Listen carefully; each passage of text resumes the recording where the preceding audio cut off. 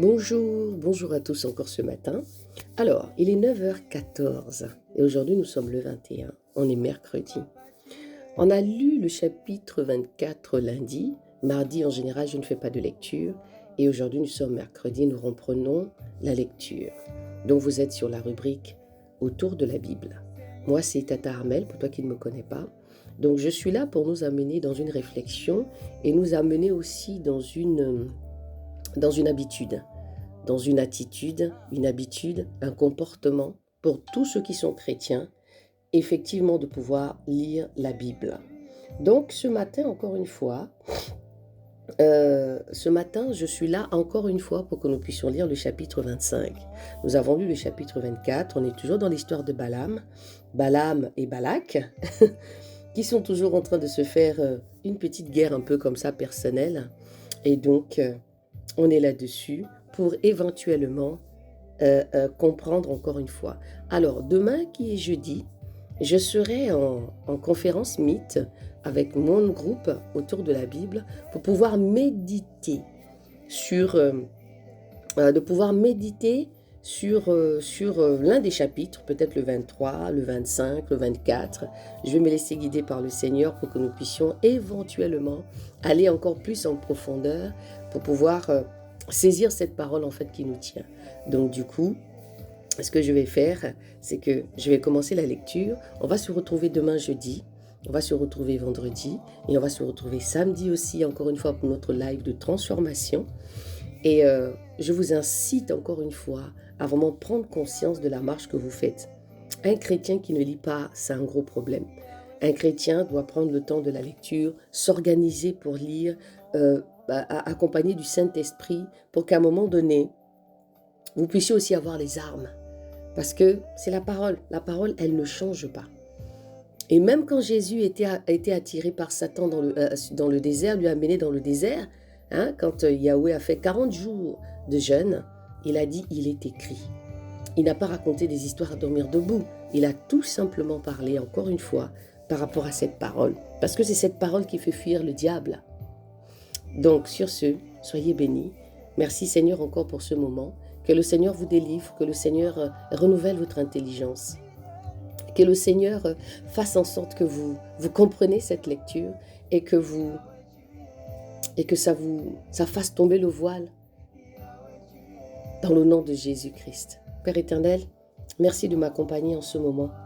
Merci de prendre ta place.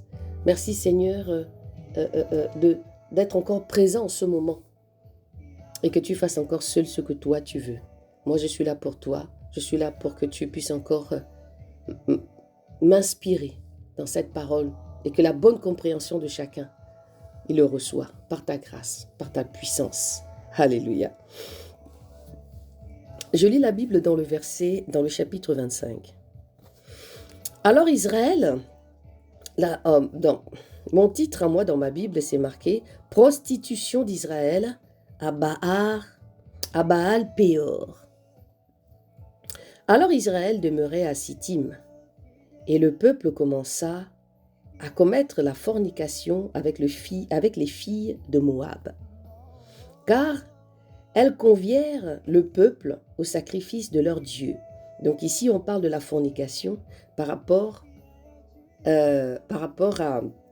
au Dieu que le peuple commence à adorer à cause des femmes étrangères. Parce qu'ici, la fornication, elle a beaucoup de formes. La fornication ici, c'est tromper. La fornication ici, c'est d'avoir des rapports illicites. Donc du coup, le Seigneur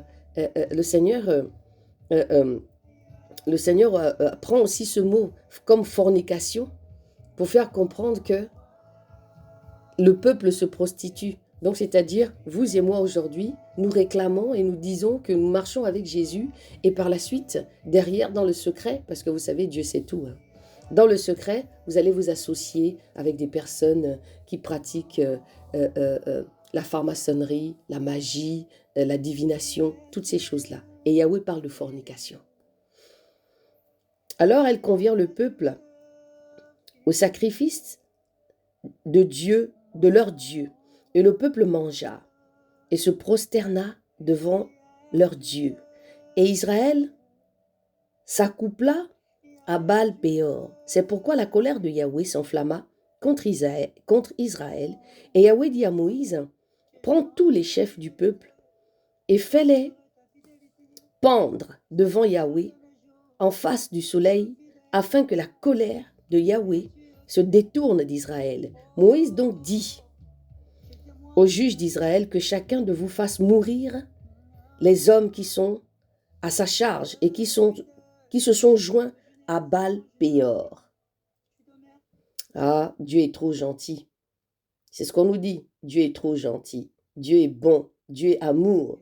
Mais vous ne savez pas ce que Dieu fait quand vous ne respectez pas en fait ce que lui dit ou bien ce que lui fait. Alléluia, Seigneur, ta grâce. Le verset 6. Et voici un homme des enfants d'Israël vint et amena à ses frères une Madianite devant Moïse et devant toute l'assemblée des fils d'Israël, tandis qu'il pleurait à l'entrée de la tente d'assignation, et Phiné, fils d'Éléazar, fils d'Aaron, le prêtre, le vit, se leva au milieu de l'assemblée et prit une lance dans sa main, et il entra dans la tente. Et l'homme d'Israël et les transperça. Il entra dans la tente de l'homme d'Israël et les transperça tous les deux. L'homme d'Israël puis la femme par le ventre. Et la plaie s'arrêta parmi les enfants d'Israël. Or, il y en a eu 24 000 qui moururent de cette plaie. Waouh! Yahweh parla à Moïse en disant, Phiné, fils d'Éléazar, fils d'Aaron, le prêtre a détourné ma colère de dessus les enfants d'Israël parce qu'il a été animé de mon zèle au milieu d'eux. Et je n'ai point dans mon cœur, dans mon ardeur, consumé les fils d'Israël. C'est pourquoi dis-lui, voici je lui donne mon alliance de paix. Et l'alliance de prêtrise perpétuelle sera tant pour lui que pour sa postérité. Après lui, parce qu'il a été animé de zèle pour son Dieu et qu'il a fait propitiation pour les enfants d'Israël, et le nom de l'homme d'Israël tué, lequel fut tué avec la Madianite, était Simri, fils de Salu, chef d'une maison de père des Siméonites, et le nom de la femme Madianite qui fut tuée était Gozbi, fille de Tsour, chef du peuple et d'une maison de père en Madian. Yahweh parla à Moïse en disant, mettez en détresse les Madianites, tuez-les, car ils vous ont serré les premiers par leurs ruses, par lesquelles ils vous ont surpris dans l'affaire de Péor et dans l'affaire de Gozbi, fille d'un chef d'entre les Madianites, leur sœur qui a été tuée le jour de la plaie causée par l'affaire de Péor. Alléluia. Waouh, vous vous rendez compte comment le Seigneur est fidèle? Vous vous rendez compte comment Dieu, dans sa grâce, malgré que le peuple d'Israël, qui était ici le peuple élu, était tombé à chaque fois dans beaucoup de choses. C'est la marche que nous faisons. Vous tombez sur des personnes qui vous attirent.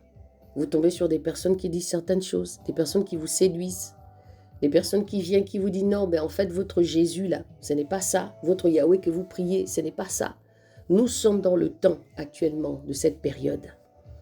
Nous sommes dans le temps au jour d'aujourd'hui. Le temps que nous vivons aujourd'hui, c'est ce temps-là. Parce que rien n'est nouveau sous le soleil. Tout ce qui s'est passé auparavant se passe encore aujourd'hui. Tout ce qui se passe aujourd'hui a déjà été. Vous savez, c'est une détermination de venir lire la Bible tous les jours, ou bien même le lundi, ou bien même le mardi, le mercredi, le jeudi, le vendredi, le samedi. C'est une détermination. C'est une détermination. C'est quelque chose qui est dans mon cœur, parce que Dieu a mis ça dans mon cœur. Yahweh ici parle de fornication.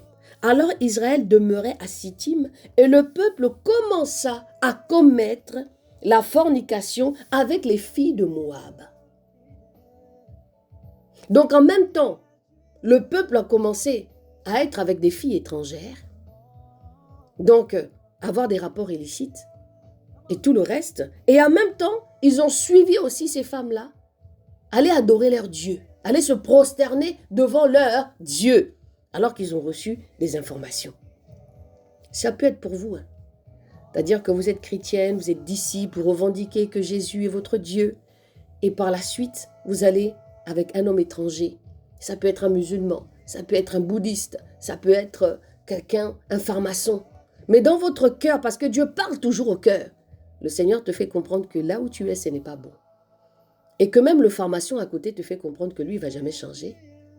Le musulman te dira, moi, je veux que tu te convertisses à devenir ce que je suis, pour que tu puisses adorer aussi mes dieux, faire les sacrifices que je suis en train de faire. Et toi, tu dis, tu es chrétienne.